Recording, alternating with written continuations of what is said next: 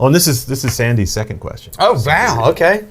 In order to persuade people, we need to share the same information, or at least most of the same information. In order to do that, we need to ask great questions. You have to ask excellent questions in Uncoveries. 1, how do you structure the questions to bring your potential clients to understand their brand? 2, are they the same questions that result in different answers depending on the business that you're profiling, or do you structure questions differently for each business? And 3, what are the reasons a client chooses to become your client?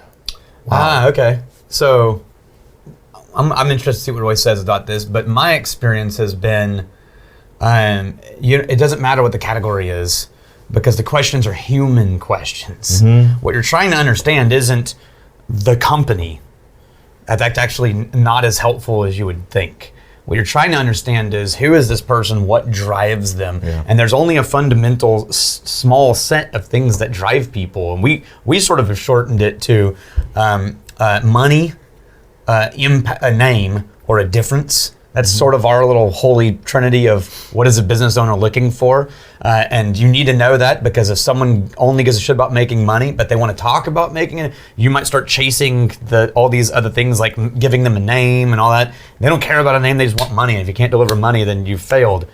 Or you might have someone else who literally just wants to be famous, and you're going to make them a lot of money, but no one knows who they are. That's going to be a problem for them, and they're going to find a way to explain why it's not working for them.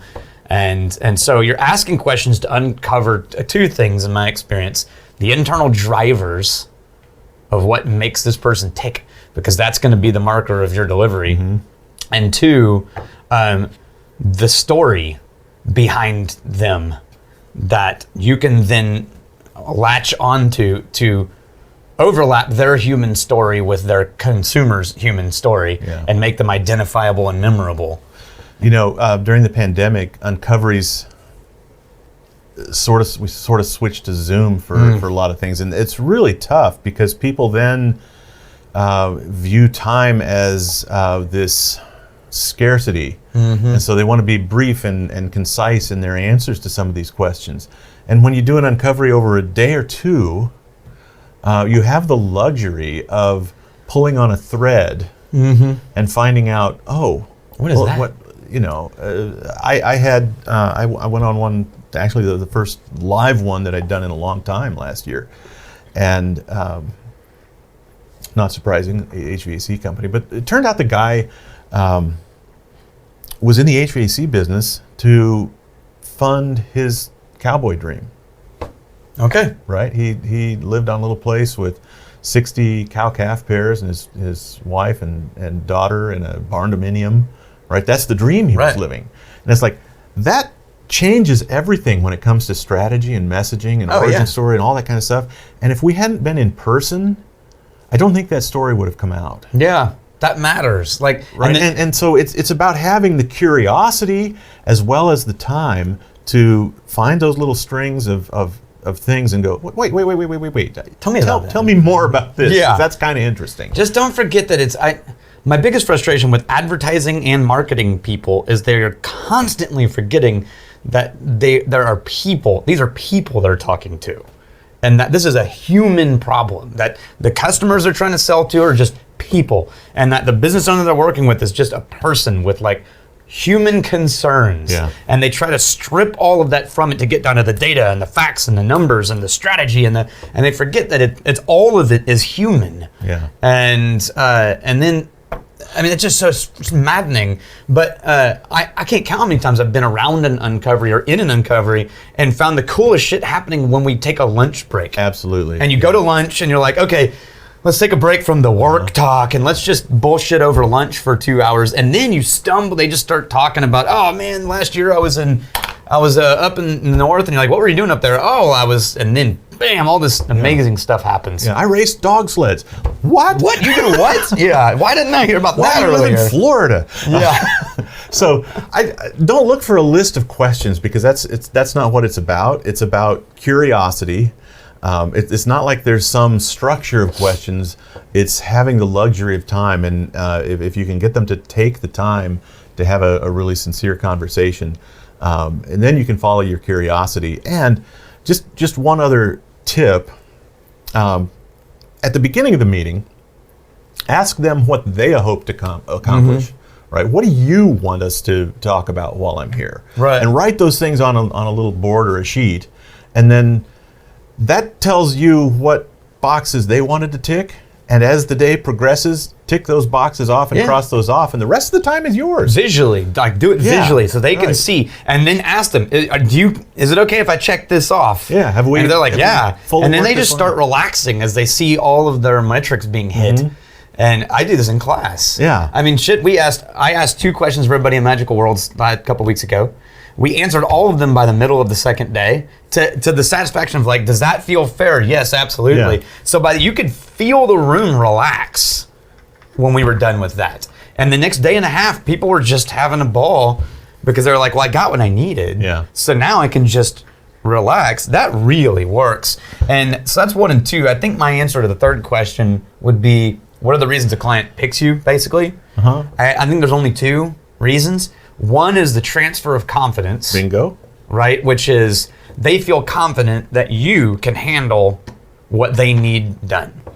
I mean, and that sounds obvious, but it's not a trick. There's no magic trick there's just you know what? I feel good about you handling this. And we all know that feeling in a conversation with somebody else. It's like, no, I know you may not have the answer right now, but I'm pretty confident that once we start on this path, you will. And that's what happens if you do parts 1 and 2 correctly. Right. The confidence is there.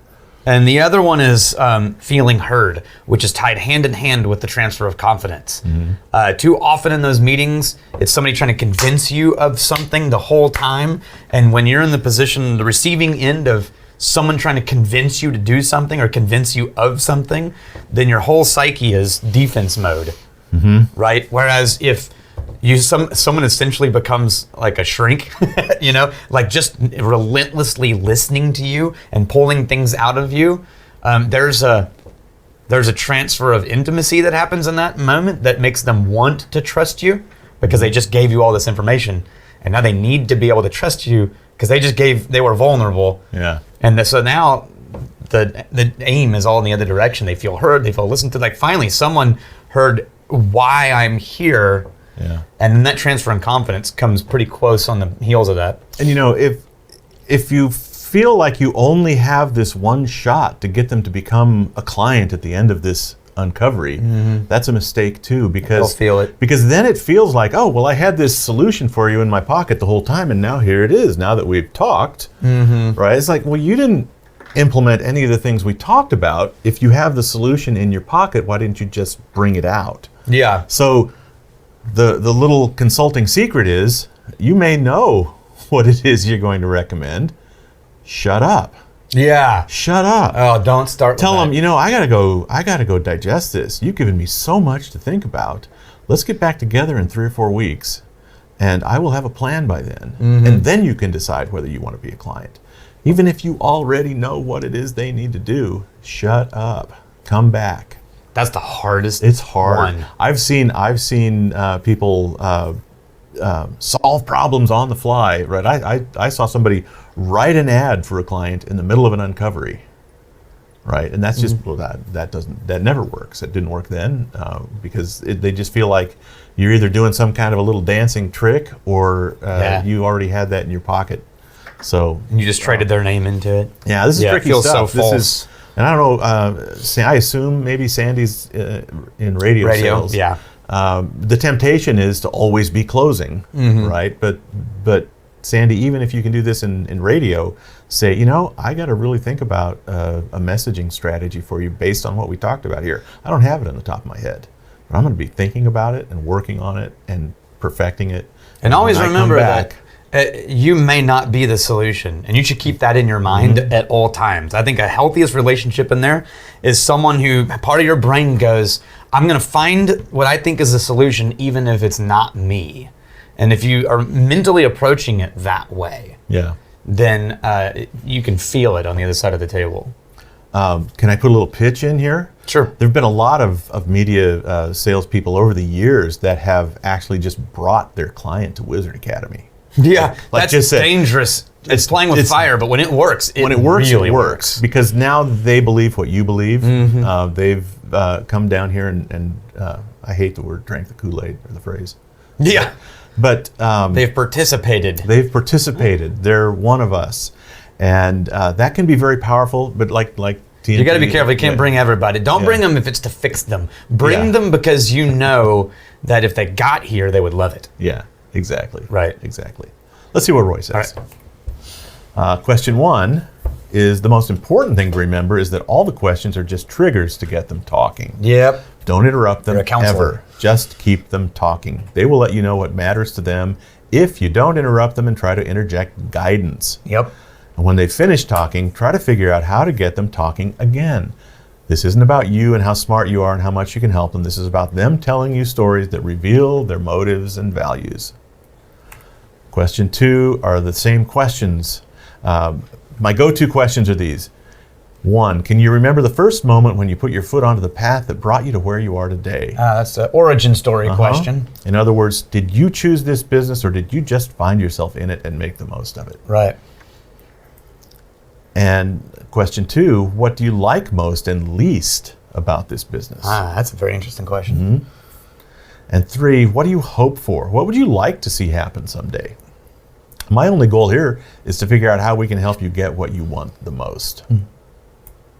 Cool. And then 3, what are the reasons a client chooses you? They want to hire me because of my track record and my reputation. Sandy, I wish I could answer that question as asked because I'm sure it would be helpful to you. The sad truth is that I have never once tried to get someone to hire me or give me a chance. Consequently, I'm unqualified to answer your question in any way that might be helpful. The bottom line is that businesses contact our office every week trying to convince me to work with them. Corrine Taylor takes these calls and tells them that I will listen to their sales pitch for $7,500, but first they have to fly to Austin and talk to me face to face. I know this makes me sound like an asshole. I'm sorry. Yeah, no, I think we answered that as fair as possible. Yeah.